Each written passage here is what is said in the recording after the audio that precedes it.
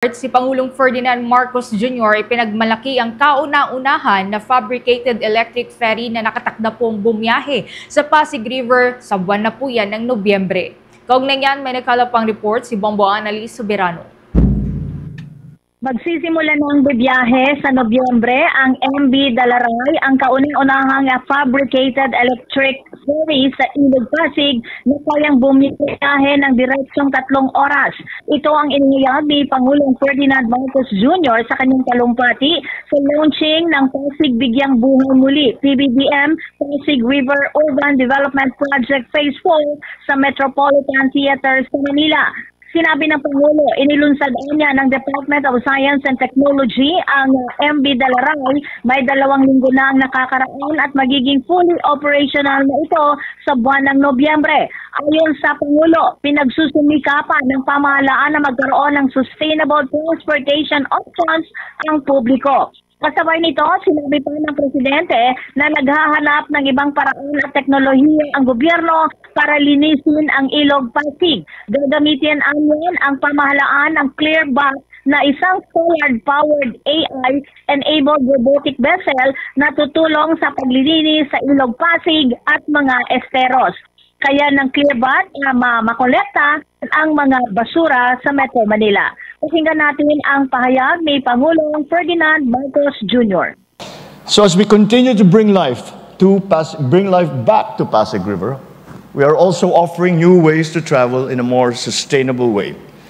Just 2 weeks ago, the DOST launched the MV Dalaray, the Philippines' first locally designed and fabricated electric ferry that can sail for up to 3 hours straight along the Pasig River.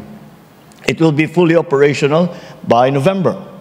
This marks a clear step towards clean mobility and reduced emissions. We are also exploring new technologies that will help clean the river. One example is one that we saw on the way here, the Clearbot, which is a solar-powered AI-enabled robotic vessel that supports our estero rangers and river warriors. This pilot initiative is being explored with the help of the Asian Development Bank and Clear Robotics. We don't stop there, though. Ibinahayag din ng Pangulo na mas marami pang proyekto para sa muling pagbuhay ng Ilog Pasig at mga makasaysayang lugar sa Maynila. Anya, isinusulong ng pamahalaan ang mas makakalikasang paraan ng transportasyon bilang bahagi ng plano nitong buhayin muli ang Ilog Pasig. Sinabi pa ng Pangulo na ang inisyatibong ito ay kasalukuyang pinag-aaralan. Ibinahagi rin ng Pangulo na nakipagpulong siya noong Biyernes kay Manila Mayor Francisco Isko Moreno Domagoso upang pag-usapan ang ilang mga proyekto na layong mas mapaganda pa ang lungsod. Isa na rito ang planong pag-convert ng Intramuros golf course bilang isang open green space, isang espasyong luntian sa gitna ng syudad habang pinapanatili ang makasaysayang ganda ng Intramuros. Dagdag pa ng Pangulo, may plano ring isailalim sa rehabilitasyon ang Plaza Calderon, isang makasaysayang pook na malapit sa ilog. Ayon sa punong ehekutibo, ang mga proyektong ito ay bahagi ng mas malawak na bisyon ng pamahalaan upang lumikha ng isang lungsod na pinagsama-sama ang kasaysayan, kalikasan at makabagong pamumuhay. Muli si Pangulong Ferdinand Marcos Jr.